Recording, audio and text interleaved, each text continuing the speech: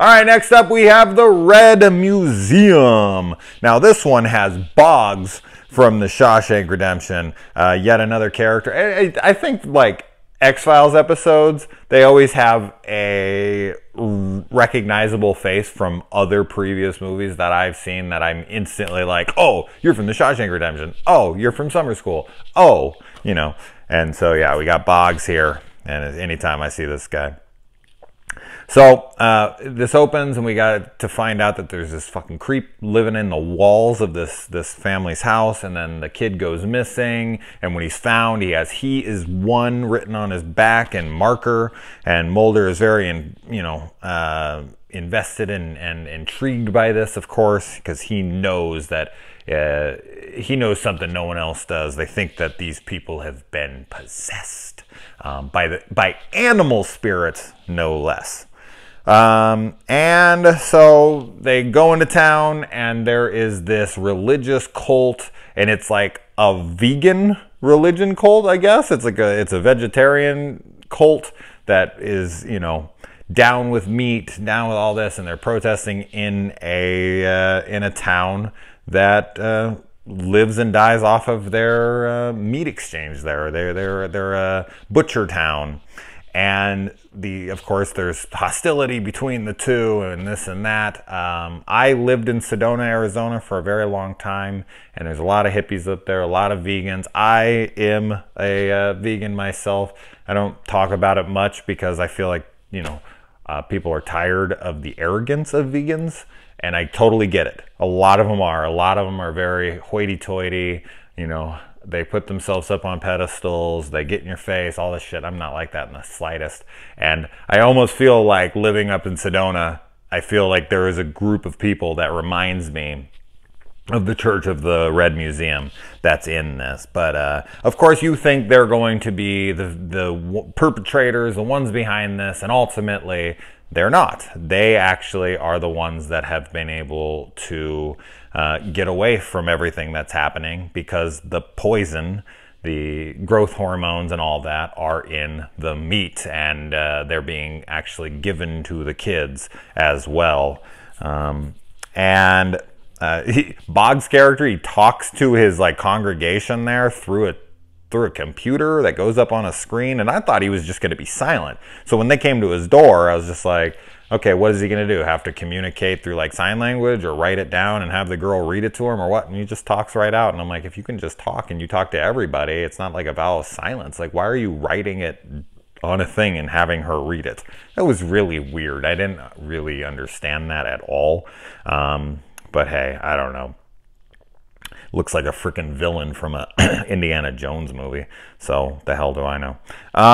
And the sheriff's son in this is a total bully dick who goes and throws pigs or cow's blood on them when they're protesting in front of the rib shack place where Mulder and Scully have some of the best ribs. And Mulder reaches over and he wipes Scully's face right here, and there's this little cute exchange between them, and you're just like, fuck already, just fuck! Just stick your dick in there. It's ridiculous. They're so into each other. They refer to the shots that they're giving these kids as vitamin shots. Yeah, vitamin shots. Bullshit. They find a camera behind this woman's mirror, and the peephole is this big, okay? This fucking big. And the lens on the camera that's behind is this big. And he has 100 tapes back there, which... why is there 100 tapes back there? Why wouldn't he have recorded a tape and taken it with him? Why are they all there but that didn't make any sense to me. Take those tapes to wherever you're taking them, right? You're recording them for a reason. You're not sitting back there watching those tapes in that little cubby, right? So that makes no sense on why those are there, and it makes no sense that the little fucking that the huge camera lens could even see through that little thing, even if you pressed it right up against it. I just do not see how that would be possible.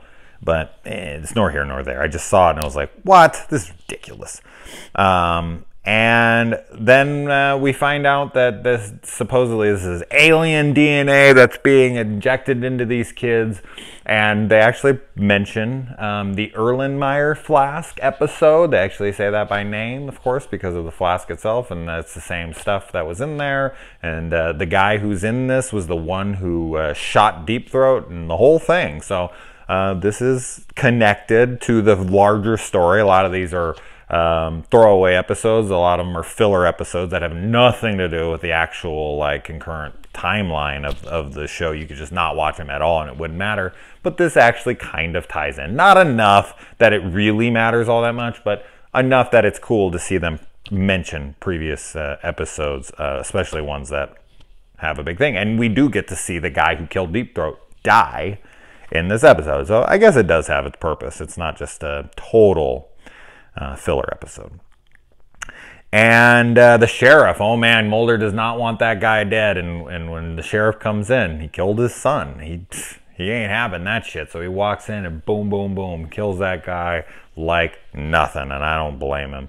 You don't hurt someone's kid unless you want to die. And then, yeah, I mean, it's the irony of ironies that they have to ask the cult to let in the people, the townspeople who are, you know, in danger of being hurt by whatever is potentially killing these people, whatever is harming their children, whatever. They have to take them in. All these people who have naysayed and thrown shit at them and this and that, and they take them in. It's kind of sweet, but, you know, yeah. And we find out that the cult was actually being used as a control group because they're not eating the meat. They're not being injected. They're not nothing. And I thought that was really cool. I thought that was a very neat thing that the cult was the control group unbeknownst to them. I don't know if that means that Boggs' character was in on it. Maybe I missed that line. I don't think I did. I also like that he says, no meat eaters shall enter my house. Like, I can't have it happen. It's against my religious beliefs, isn't that? Now, that feels like some Sedona shit right there. Like, you're not even allowed to step foot onto my property if meat has ever even entered your system. Ridiculous. Oh, my goodness. Hoity-toity bullshit. And I think that's about it. It's an okay episode. I like it. You know, I don't love it. I have some questions, as I said. I don't really get the whole computer thing. I don't really get the tapes all still being there. I don't get, like, you know, there's a plane flying up overhead and it crashes and it has the infrared, like, very conveniently. I don't know. There's a lot of sloppy, lazy writing here and there, but it's early X-Files, so I don't get too crazy about it. But, you know, whatevs. I will watch some more soon enough, but I knew this was going to take a good long while. Hope you guys are still enjoying these, but I'm going to keep doing them because I enjoy it. All right.